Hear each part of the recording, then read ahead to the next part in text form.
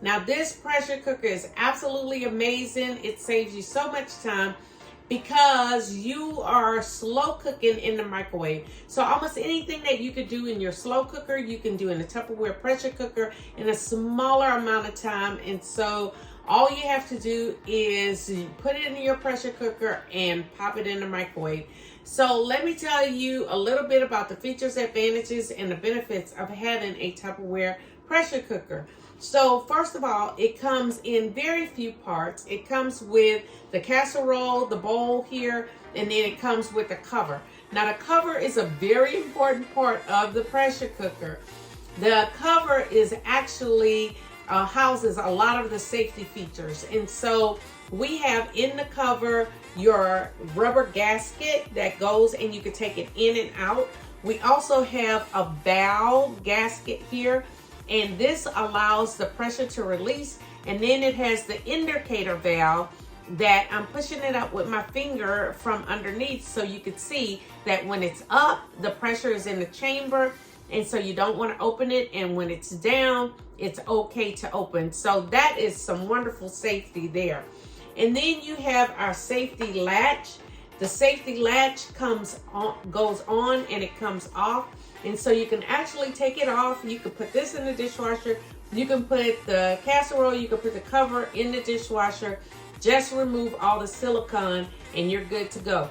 And so with this safety latch, you can take it on and then all the way straight upright and push it back on, and then you able to close the latch. That latch secures it and keeps it safe as well. Now underneath the safety latch, you have a little piece of silicone. It's okay for that to go in the dishwasher.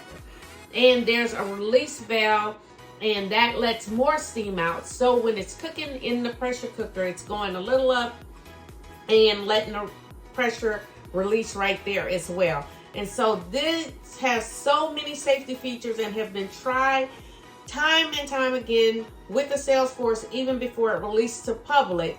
And so we know that it is super safe.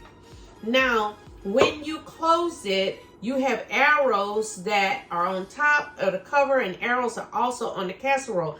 So all you have to do is match your arrows up, and it's going to seat the cover on top of the casserole, and then use your handles to close. You never want to use your latch to close because you don't want to break your latch.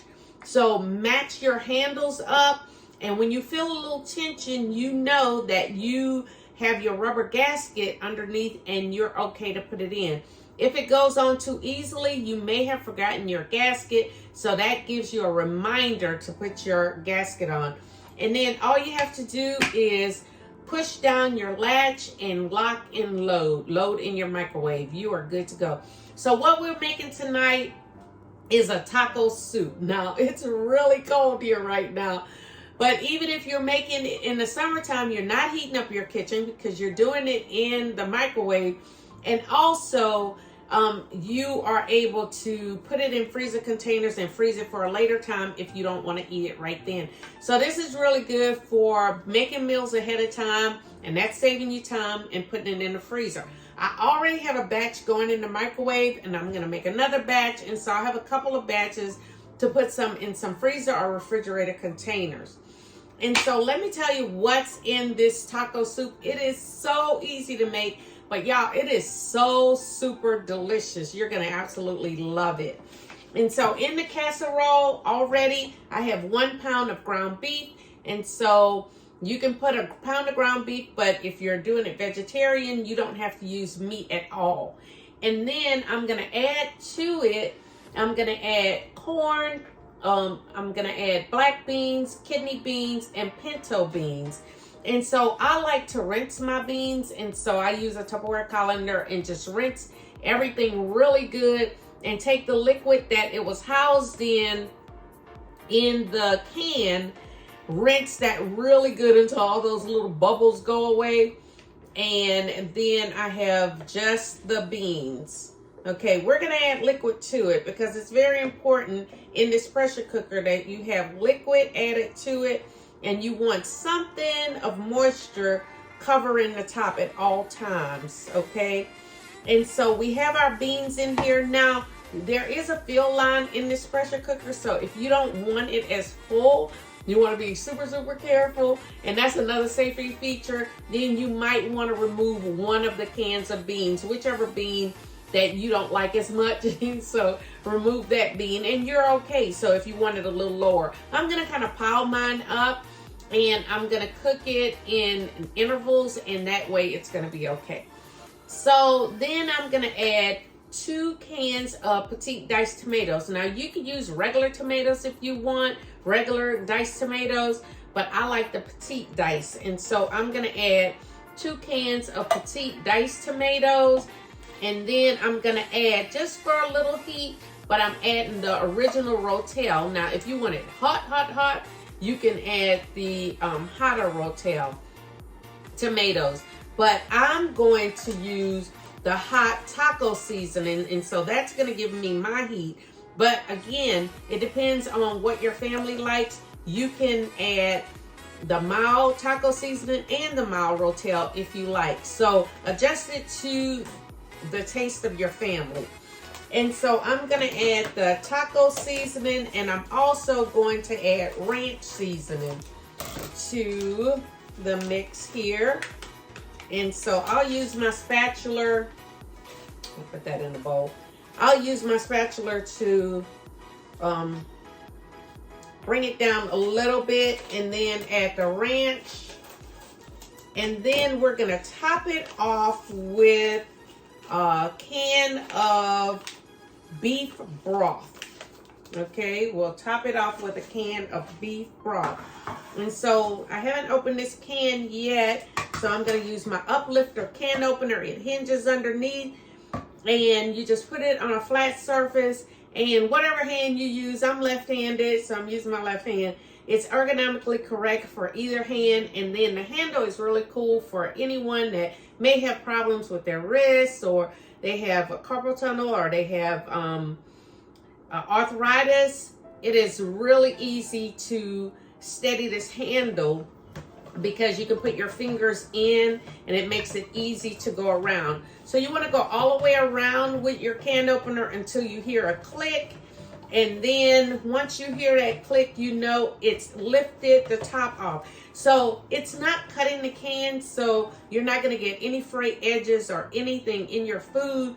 And then you just take your little claws here, and then you're going to lift up, and voila, you have it open. So then you're going to put that broth in as well. And then because I've piled it up a little bit, I'm going to use my spatula and let that liquid go all the way down, all the way down.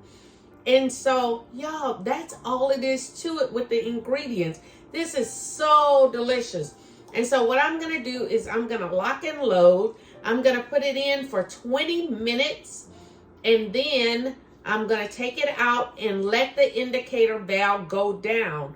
When you let the indicator valve go down, that is letting the pressure out of the chamber, so it's safe to open.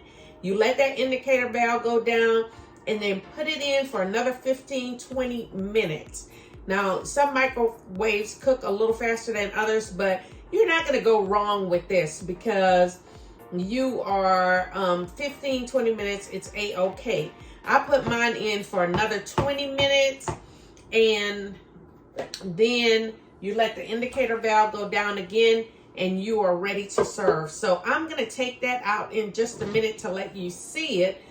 But this again is how you close it, lock it, and then you're able to put it in the microwave. I want to show you the finished product of what we have with our meal. And so I'm going to get my hot pads here and take out the pressure cooker. Now, I say I'm getting my hot pads, but y'all, the handles absolutely do stay cool. But I'm going to take it out. And this is indeed another pressure cooker that I have already gone through the steps of everything that I showed you previously. It's been in the microwave 20 minutes. And then I'll let the indicator valve that you see here go down. And then I put it in for 20 more minutes. And again, the indicator valve has gone down. And so when I release it, now you're going to see steam because it's still very, very hot. And then you're gonna see the delicious taco soup finished product. Okay, so I'm gonna release the valve, turn it, and open it away from my face because of all the steam. Oh my goodness. And y'all, I wish we had smell-o-vision so you would be able to smell. And so I'm gonna take the bowl and let you see what we have in the finished product. Mix it up a little bit, and you have your ground beef and your beans and your tomatoes and your seasonings all mixed in together. Absolutely delicious. And I'll also show you a picture. And you can serve this with tortilla chips. You can serve this with a dollop of sour cream on top. Any way, or you can put black olives in it. Any way that you would eat a taco, you can eat your taco soup.